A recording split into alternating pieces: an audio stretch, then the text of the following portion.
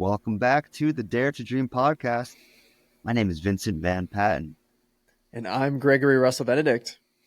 and this is a podcast to inspire you to embark on the adventure of your life. And Champ, boy, oh boy, are we on an adventure together. Dude, I feel like I haven't seen you in years. it's been too long, a few weeks for sure. You were in El Salvador. Yes, such a fun trip. I was in El Salvador surfing, and it was such a blast. That's a piece I wanted to talk about. You mentioned that you enjoyed my newsletter. Which part of the newsletter did you like? It was all pretty funny. It was exactly something that I was going through myself. It was perfect timing. My girlfriend just moved to Japan to come live with me for a few months for my final few months here.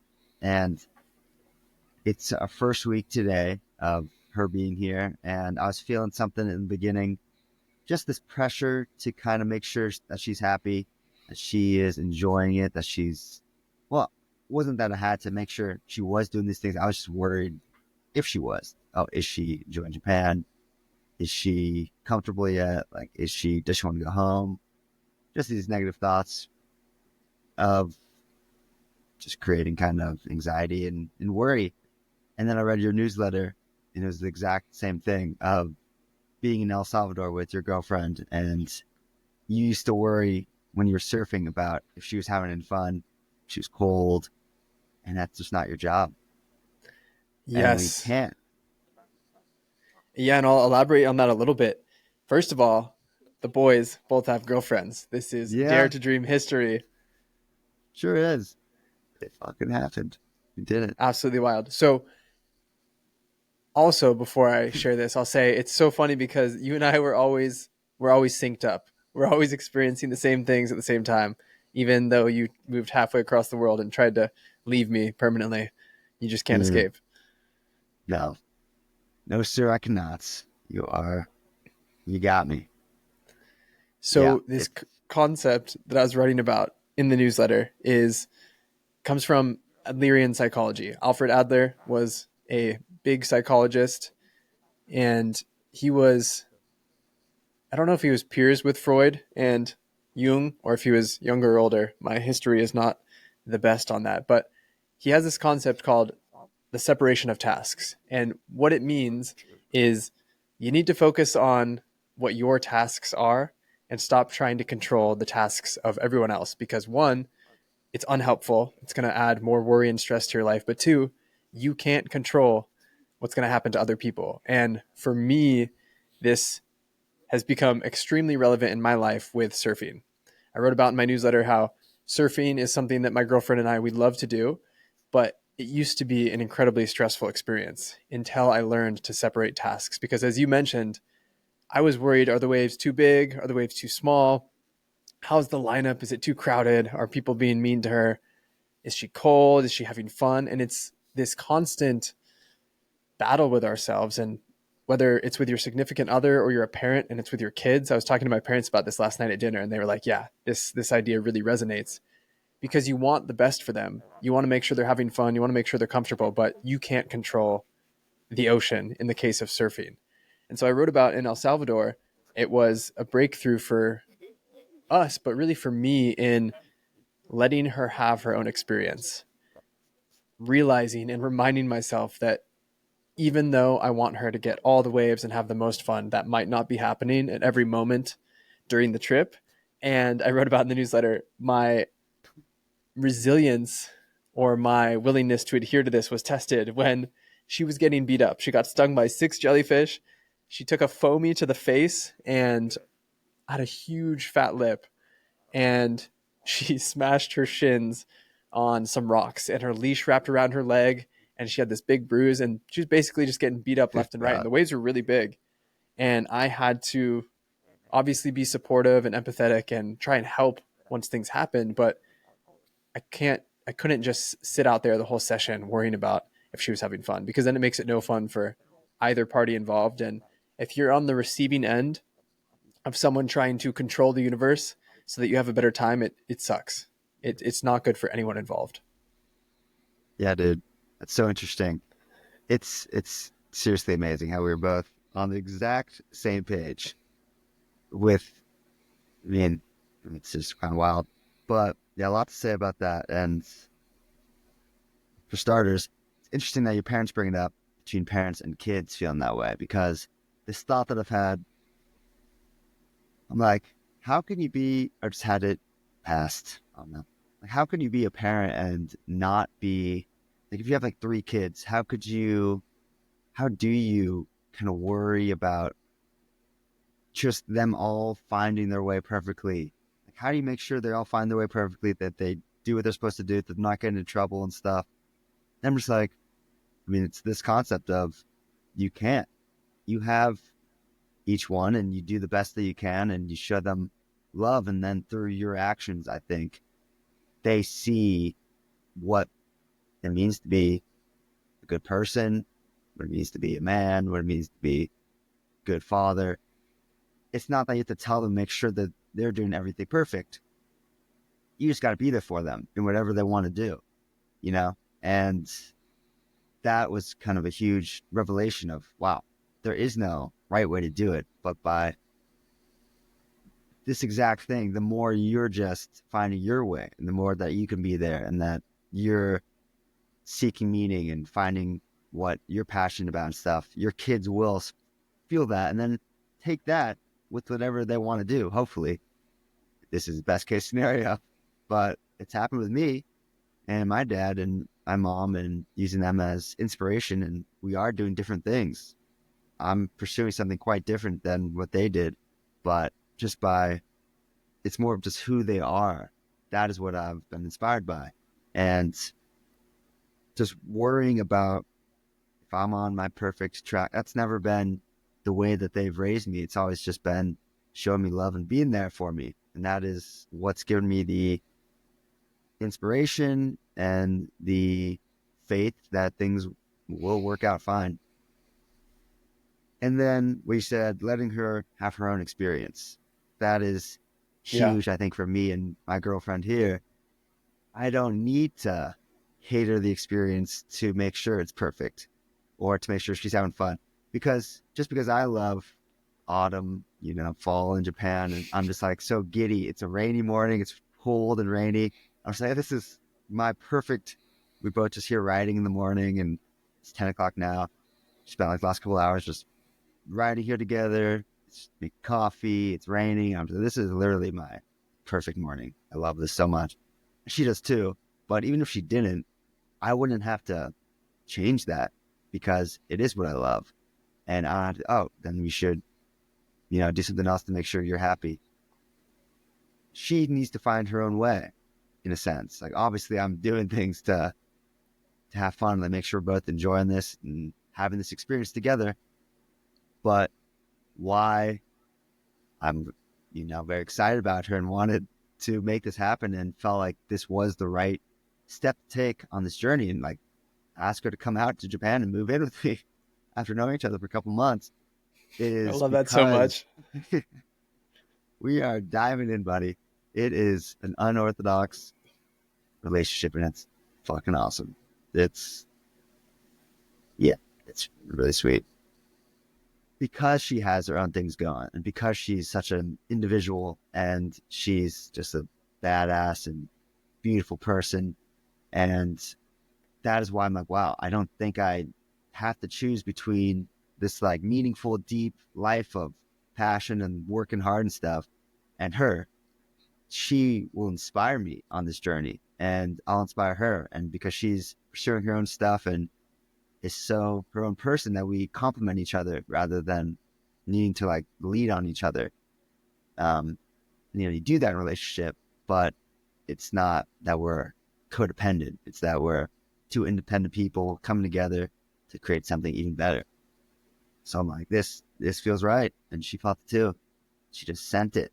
And we are figuring it out on the fly. But yeah, that was huge for me, just being like, I do not need to control the situation. And it really, I want to talk about just everything that I'm experiencing right now with other things, because this whole concept is flowing and through everything that I'm doing. Let's That's get what you into it. say. And I'm all ears, baby. I wanna read a poem, short poem that is about what you're talking about.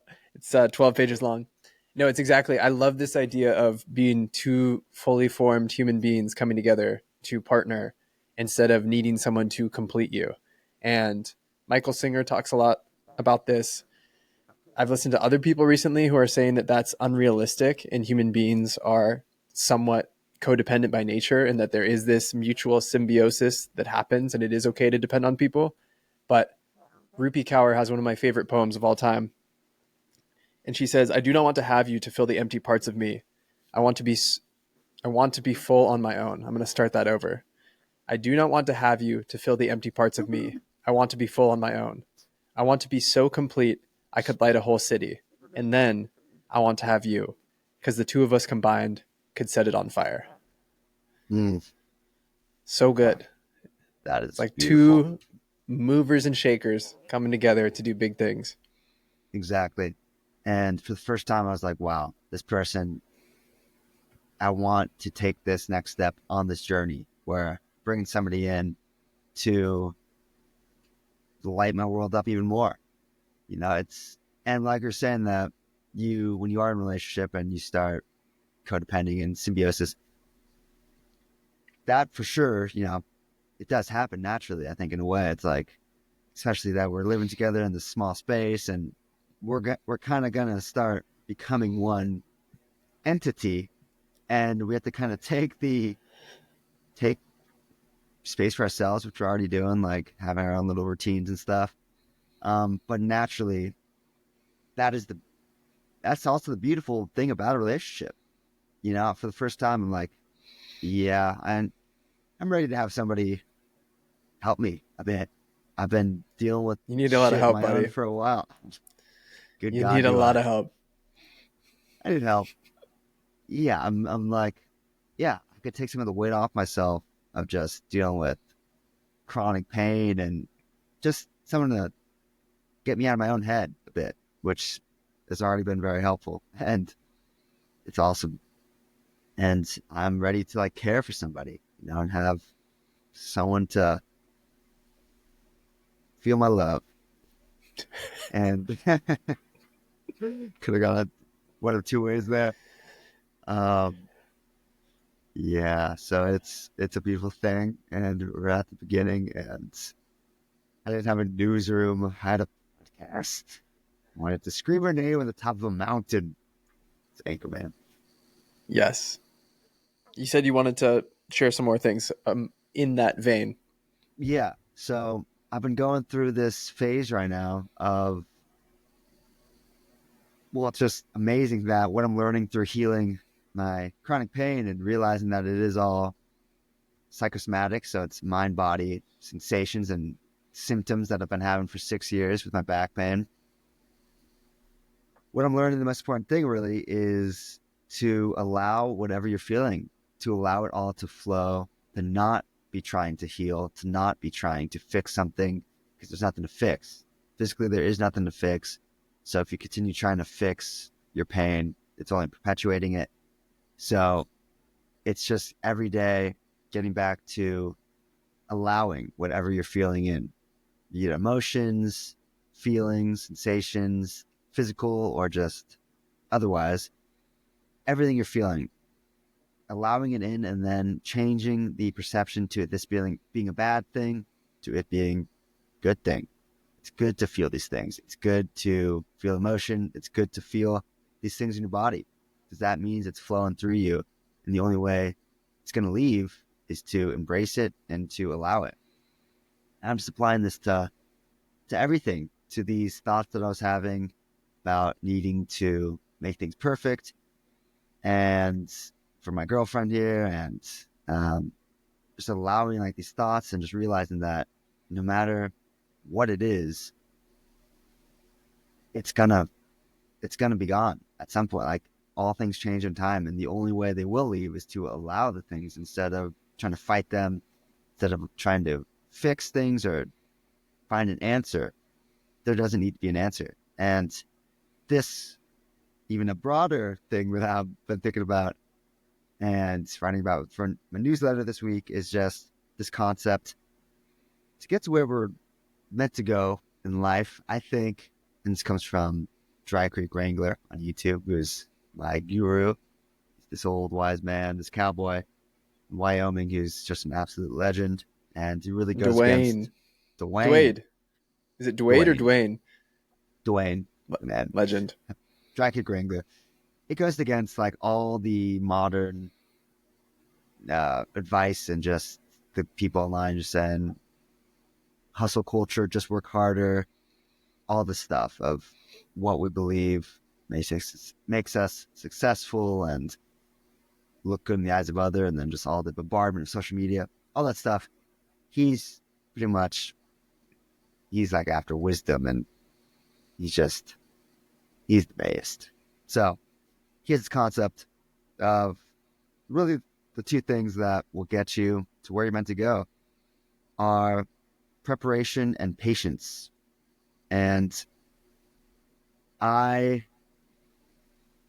it applies to my life right now, heard back from my literary agent writing the second book, and pretty much she put out initial bites with the big publishers and got no bites. They're going to pass because they thought it's not a broad enough story. It's a story about me living in Europe, working on a hostel, and then on a farm in Italy. And it's just my personal tale and seeking meaning in life and the travel story. And pretty much she said she was kind of waiting to hear back before she started sending it out to smaller boutique publications who are kind of more suited for this kind of stuff. And then also I could put it on Amazon if I want to now with my other Heirs of Youth, my first book. And if a publisher did want to pick it up, they could just pay the Amazon fee and publish it. So I'm going to do that. And I was pretty much just,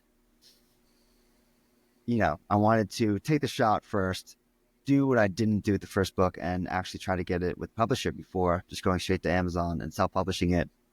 But now I got the feedback, and, obviously it's disappointing. But I'm also excited because I get to self-publish it again and do the artwork and stuff. And that's kind of my next project now, is finishing it and getting it out by the end of the year. And it's just I just come to the realization that this life I'm pursuing, this kind of unorthodox life of really doing what you love for a living, making money from doing what lights your soul on fire, and every day being what you want to do and being excited about it and doing meaningful work and living the life you want to live. At this point, I won't accept anything less than that because I know it's possible. You're doing it. In the sense, I'm doing it. I'm just not making enough money to sustain me yet. Not yet. Not yet. I know it's coming. And that's the thing. That's why this applies to that as well. As I know, and I'm really settling into this mindset right now, that if I continue chipping away, even if I go at the slowest pace that I could with this stuff, with publishing my book and just writing and creating and doing this podcast, with enough patience, I will eventually get to where I'm meant to go. Just the thing is, we're so inundated with this idea that things have to happen now, that there's overnight successes, and you're just going to hit it on TikTok, and you're going to make it on Instagram, you're going to be the next YouTube sensation, that things can and will happen overnight, and that's even possible. That's what should happen, and that you should have the answers here and now, and that you just have to do things now. And what I love about Dwayne, this guy, that is not how things work. To get to the life of your dreams, like he has this, him and his wife have a school where they teach wrangling, like horsemanship, and it was their dream for decades. And he's like in his late 50s now, and it's finally coming together. Now he just started putting out these YouTube videos, imparting wisdom and just little thoughts that he was having, because he was seeing the stuff that the modern kind of culture, mostly targeted towards men, because he's kind of an old school man, and he wants to give young men like inspiration and get them back to their old, get them back to feeling like they can do things again. Because a lot of young men are lost right now, especially it seems like. And so he just started doing these videos, and at like the same time as his dreams were coming to fruition, his YouTube just blew up because we're so hungry for wisdom right now in a world that we're just so inundated with noise. He's putting out true, genuine, unedited, just him talking, just sitting there on his ranch and just talking for like 20 minutes, smoking a cigar. I just freaking love it. And he blew up. He's like over 1 million YouTube subscribers now. And he's just on Modern Wisdom because he was following what felt right to him. And with enough patience, it did eventually work out. Now he's living his dream, him and his wife. And I just know that things do not have to happen now. It could take decades to get to this idea of success as like a writer or creator that I imagine when I'm actually making money and like just living that true life of, it's pretty much what I'm doing now, but getting paid for it. And it could take time, it's going to be a meandering path, but I feel like now more than ever, I'm truly just like quite content with just being in this unknown and not having the answers, not even needing them now. And it's involved in the back, this journey of healing chronic pain. It involves career and just the next steps taken in life. It's patience. And so it's two key components. It's the consistency with finding what gives you meaning. That's pretty much what I'm boiling it down to, because it's like consistency with what? It could be anything. It's like whatever gives you meaning, sustainable over the long haul. If you stick at it, if you keep chipping away, and if you're patient enough, that is going to produce something special. I have so many things I want to say about this. I said this on a recent podcast, I think with John Milikowski, and I was editing a clip of it earlier, and I was saying the same thing. So we are on the same wavelength again of, if you find what you like to do and you just never stop doing it, there's no chance you can't not be successful at some point. If you start, when we started, we have 50, 60 years to do this. Yeah. It can't not happen. And a couple of things I want to say. One, to you, Vinny, and also to anyone listening. When you get that success, and it's a when, not an if, you're going to say, wow, this is cool, but it's not everything I wanted. Why wasn't I just happier the whole ride? Why didn't I let myself be happier along the way? That's one of the number one regrets. Sorry, it's one of the top 5 regrets of the dying. I wish I would have let myself be happier. So learning to enjoy the ride, even if it's not, air quotes, successful, is such an important thing. And it sounds to me like you're really doing that.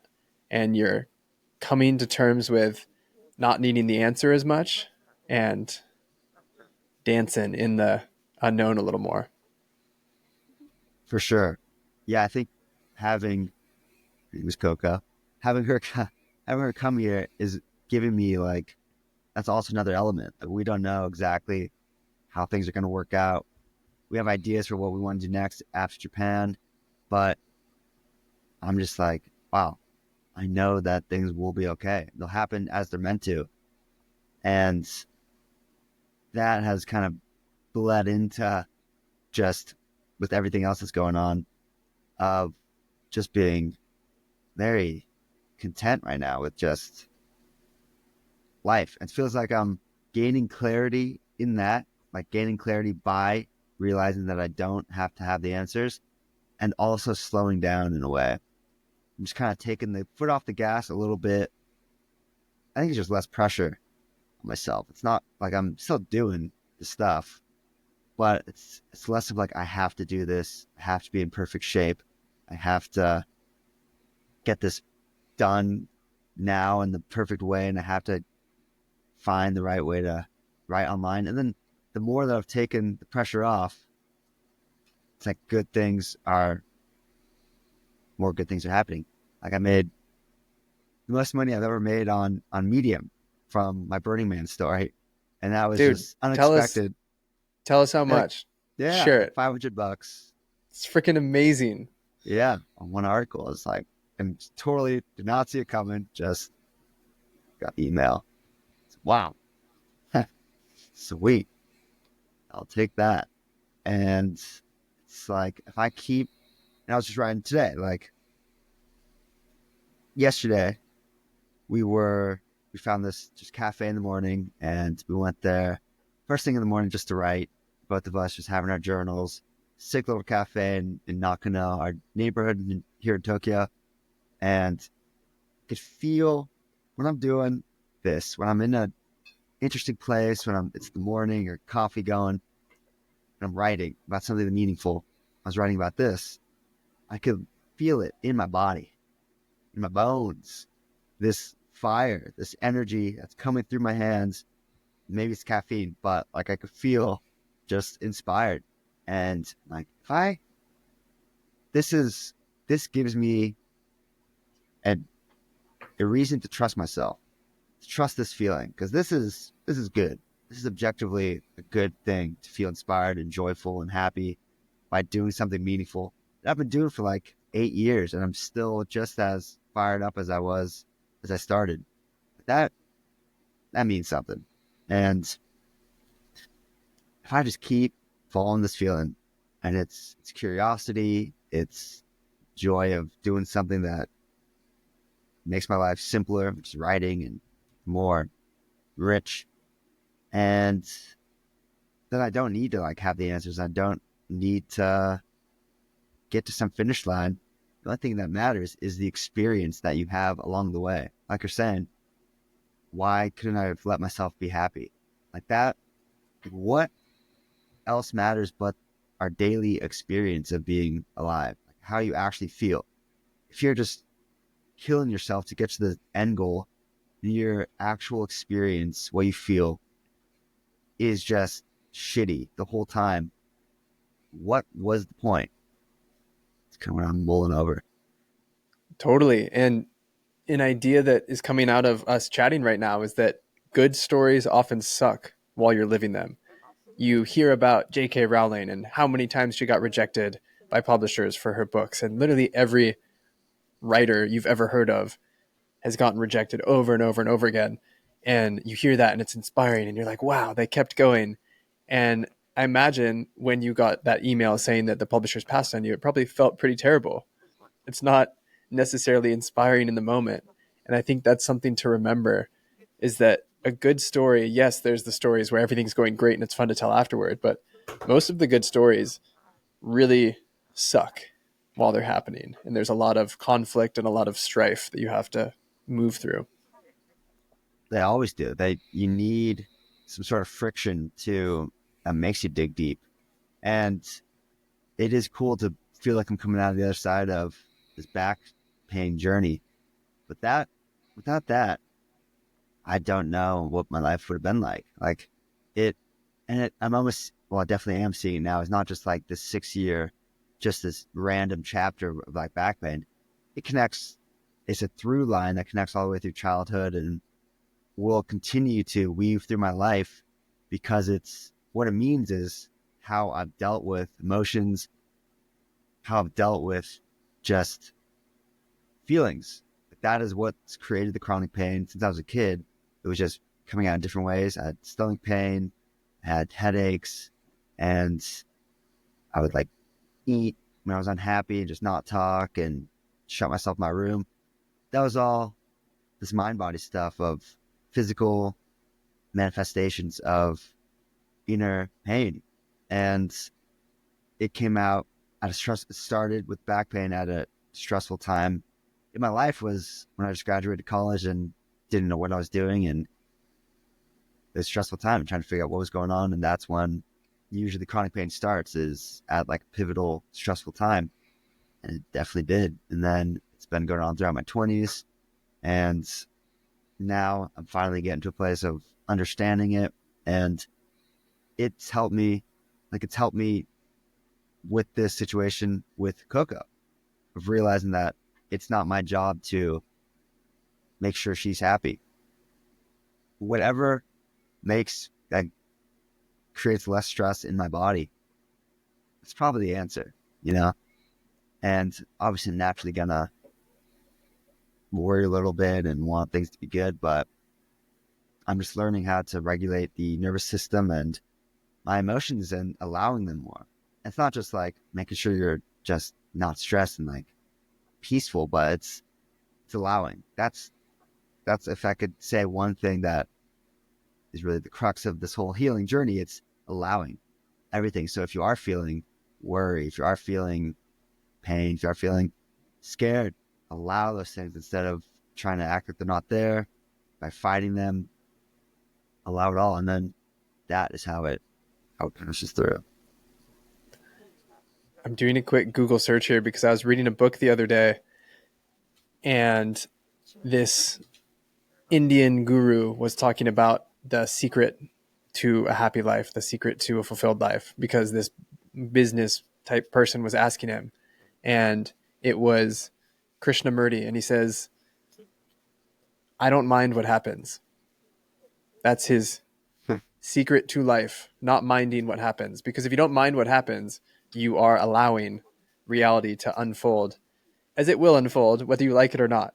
We have no control over reality. And so I've been reminding myself of that over and over again. I don't mind what happens. Like, yes, obviously I have preferences. Obviously, I want to have a fun vacation. I want to succeed in my business. I want to have a good relationship.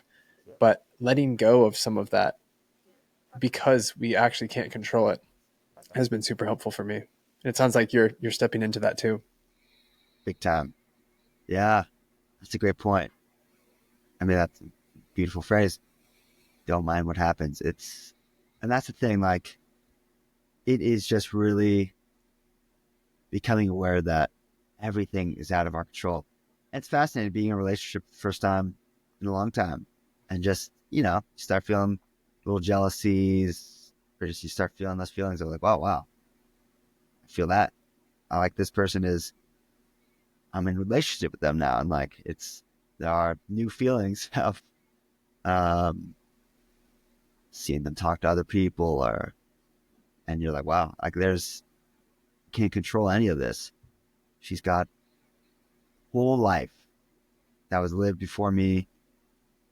And like, it's a beautiful thing. It's also just this new experience of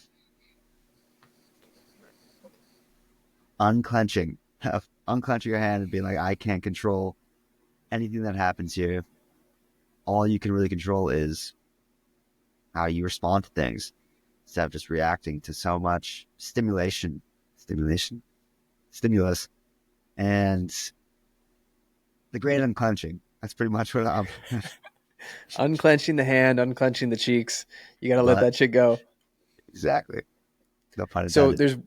there's one I know. Thank you. I was gonna slide that in there, but you got it. I Once again, love what you're doing, you and Coco. The fact that she came to live with you. You've only known each other a couple months. You're in a foreign country across the world. It's so good because you are gonna figure out what happens. You will yeah, no longer wait the rest of your life wondering, what if? What if I had asked Coco to come live with me? What if this had happened? And it's this concept that I've been super passionate about. We have to hunt down all of these what ifs because the unexamined what if drives you freaking crazy. Like most ugh, people get to the end of their life just haunted by all of these what ifs. What if I did this? What if I did that? What if I took the risk here? What if I didn't do this? And if you go out and start systematically, intentionally hunting down the what ifs, it's a catch and release game. You can catch a what if, take a closer look at it, examine it, and most of the time you'll realize, oh, I actually don't care about this at all. And you release it. Or you catch one and you're like, wow, this is super meaningful. I actually do need to walk through this door or make this change in my life. Versus leaving all of them just on this endless loop in your mind forever. I think the more you can take small actions toward these and open the door, close the door, just see what happens. I think that's a very important thing. It's been helping me a lot. And you're exactly doing that. You've hunted down the what if of you and Coco living together in Japan, and you are seeing what happens. dude, yes. We regret what we didn't do so much more than what we did. Yep. Things, well, you do the thing, either works out or you didn't, or it doesn't. If it works out, it's awesome. If it doesn't, you know, at least you know, and you can move on. But we are haunted, literally, by just this question of, and we waste so much energy wondering, will this thing work? Should I do it? Should I stay? Should I go? We'll just try the thing. And that, it also comes back to just not needing to have the answer, because we can't. We can't know how these things are going to go until we try. And it doesn't need to be perfect. All it needs to be is the next step. You take the shot, you try the thing, and at least you know.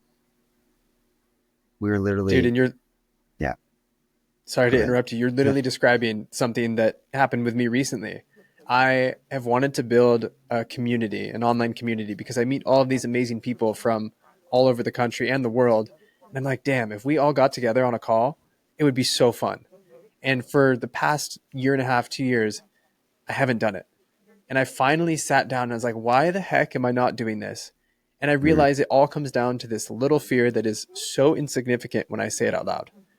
My fear, or the thing that was keeping me stuck or keeping me from trying to build a community, is that I was scared that I would build it, I would invite people, they'd show up, and then it would die. It would be a dead space. No one would want to contribute. People would forget about it. And now that I've verbalized that and actually started building the community, there's like 20 people in it. If that happens, it'll be like a normal Wednesday, and then I'll be like, okay, no one's engaging. Let me do something about it, and I can actually take action and move on.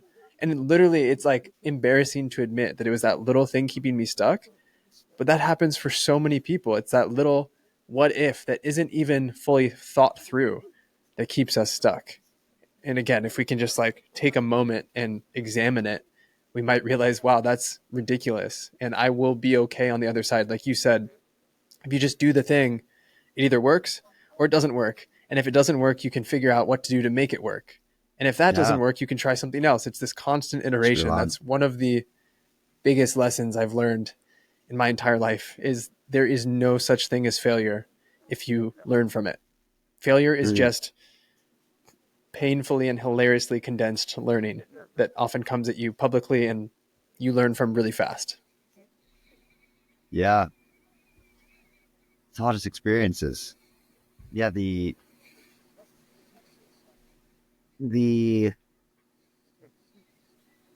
well, what have you learned so far in the group? How's it going? I've learned so far that people are joining it. I had the first call today and one person showed up. It was Santana. Shout out Santana. So I already learned, okay, maybe Tuesday at 4 p.m. isn't a great time to have an intro call, especially when I make the invitation, I think on Friday. I don't give people very much time to figure out if they can fit that in. I'm just the little things. Like I learned how to actually build the community on this platform called Circle.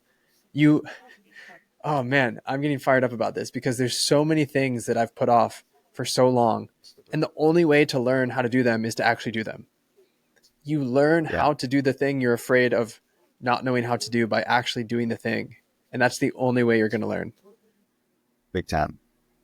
I mean, that's been huge with me, just with this, just realizing that what I really enjoy is writing, but also the process of creating stuff. And that's why I'm like excited to get this second book self-published, because I really enjoy the formatting and the pictures and just making it look exactly how I want. So okay, I could done this before, I could do it again. And I'm also working on this magazine, first edition of, it's got the Burning Man story. The first volume is Dust, Desert, and Space. The magazine is Citoyen du Monde, Citizens of the World. And so it has like stories from the dust, Burning Man, some other ones. The desert, so it has stories from I've written from the desert, and has this photo gallery of when I was in Southwest America. And then space, which is kind of some fiction that I've written. So, and then mostly stuff about Japan. It's kind of this, yeah, modern neon and that stuff. And putting it together, it's been a learning process, as these things are. And it can be frustrating at times, but it's the only way I mean, it was a big what if for me. I could feel like this is something I've wanted to do for a while, is create like a physical manifestation of my photography and the stories and putting it all in one place and finally doing it. And I have no idea how it's going to work out. I'm kind of just winging it as I've done. But the only way to learn how to do these things is by just trying. And that was a what if for me. Like, what if, you know, what if I, what if I, what if I could make this thing? That is really it's just like, what does it mean to even make a magazine? And what I think could be helpful is realizing that these dreams, these ideas, these chances we take, they don't have to be monumental. They could be these tiny little things that we start with, that instead of being like, there's this huge thing I want to do and it's so daunting and just a big what if, all you got to do is take the smallest step in that direction, and just that will help you realize that it's not as big of a thing as you probably thought it was. And then you learn something from that and you keep taking steps in that direction. And you realize that the only way to get that big dream, like when I'm, this successful writer, whatever it is, it's not by these huge leaps. It's by these tiny actions forward. That's really it. Like, just the direction which you walk is more important than to getting somewhere. It's the daily act of having something to do, to work on. That is what gives us life and sustains us and like makes us fulfilled. Like the process of the thing, kind of getting off a different idea here, but the process of doing the thing is more important than finishing the thing. Or Totally. just getting to some end goal. Like, you want to get there, but the process is everything, and enjoying that. And that's what gives you meaning, is the incremental progress. And how much more do you know about self-publishing a book now than when you started before publishing the first one? Like, the amount of knowledge you gained is Yeah. immense, and you could only gain it through doing the thing. Yeah. It's a wild one. It's this world we live in. There's so many avenues we can't take. There's so many options. There's so much noise.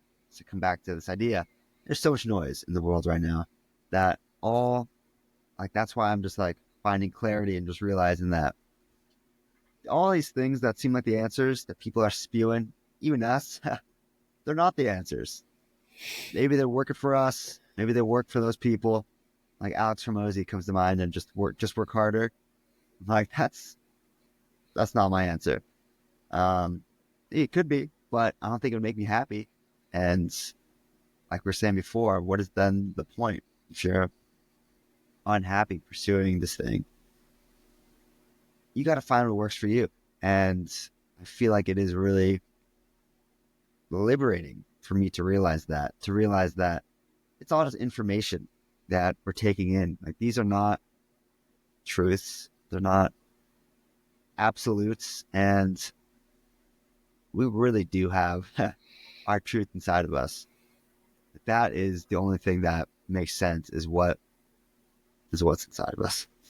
We just got to get it out there in the You world. gotta get it out. Dude, I feel like we haven't had conversations in so long, and I'm so grateful for this because ideas are just coming out of me. That Dude. sounded weird. The anti-mentor is something that Chris Williamson talks about. If you don't have a mentor or someone you can look up to, you can use people that you don't want to be like as a compass. Say, oh, I don't want to be like that person with their social habits, or I don't want to be like this person, XYZ. And what just came to me is something I've been thinking about a little bit, this idea of a messy mentor. You want to find someone who is doing what you want to do and seeing them do it, but it's actually really helpful if the person who you're looking up to who's doing the thing is doing it messy, if they're not doing it perfectly. And this keeps happening to me, where I meet someone who is a professional speaker and they're making over $10,000 per speech. And I go and watch one of their speeches and I'm like, okay, that's good, but like, it's not that good. Like, I could do that. Yeah. So, this idea of finding people who are ahead of you, but they're not so polished and perfect that you're like, wow, I'm never going to be that good. You see that they stumble here or they do this wrong here, and it gives you hope because you're like, wow, if they can do it, I can do it. So find someone who is slightly ahead of you, but they're still doing it messy. They haven't fully polished out all of the edges. And that's been super inspiring for me. Mm. Yeah, it's a liberating concept that, I mean, like I was just saying, like nobody has it figured out. Like those people you're looking up to, they're just a couple of years ahead. They've just been doing the same thing in theory that you've been doing. They've had their variations, obviously, but like you will get to that place. And I'm thinking about, it's been mostly, I mean, my mentors are really what I'm coming to see, life mentors, mostly in healing, which is feeding into everything else. But I haven't had like a career mentor where I have somebody who's got the exact life that I want. I'm like following them. It's people I'm taking from different writers and stuff. Seth, Seth, uh, Godin? Seth Godin comes to mind of like the practice, which is pretty much what I'm talking about. Of you need to have a practice, which is no matter what happens, the only thing you control is your practice, and that to me is just writing every day, continuing to pump the stuff out that's meaningful to me. That is my practice, and no matter what happens in the world, I have this thing that I could always rely on. And but he's pretty perfect, but in a sense, like he's well down the line. He's one of the top writers in the world and business gurus, but he's done over 10,000 articles, blog posts, and he says like very few of them are good. You've seen the good ones, you haven't seen the thousands that suck. And that's inspiring because it's like, yeah, I mean, I've written over 600 articles, so I'm on my way.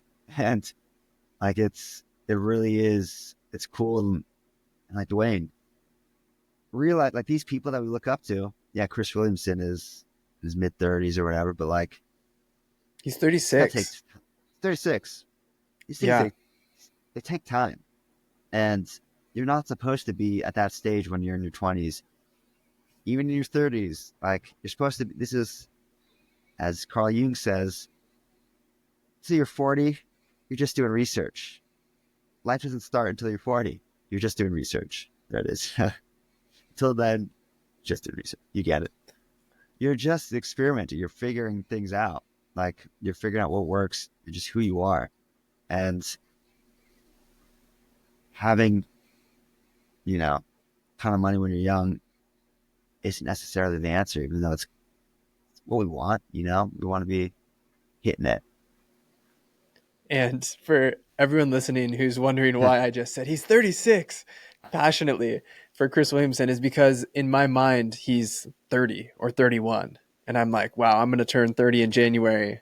I'm so far behind him. And this keeps happening. Like every person that I look up to, I find out their age and I'm like, oh my goodness, they're so much older than I thought they were. And I think maybe it's because I started listening to their stuff at the beginning, or I don't know what it is. But like you said, nothing needs to happen right now as long as you're Yeah.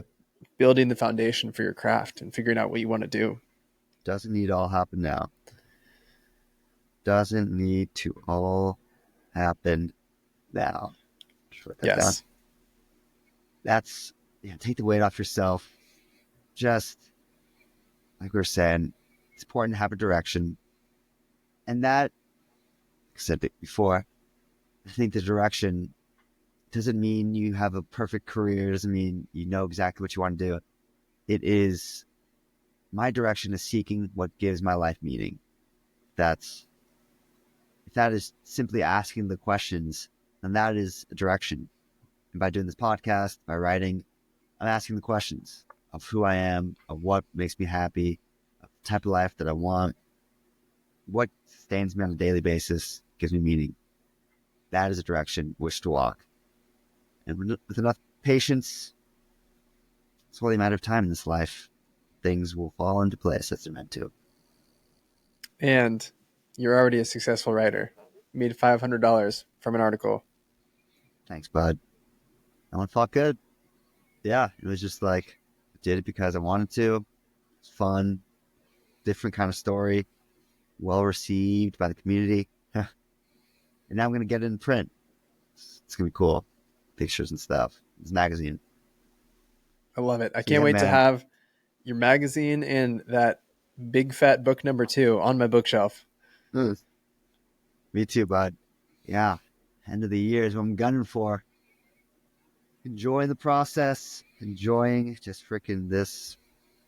I think a lot in this chapter too, it's been like finally getting to a place of just releasing the guilt of wanting a different kind of life and of being able to pursue it and of like having the privileges to be doing and seeking what I genuinely want, a life that I want to live. I don't have to feel bad that I don't have to have a 9 to 5 or like just letting go of the guilt. Finally getting to a place where I feel like that's happening, which is great.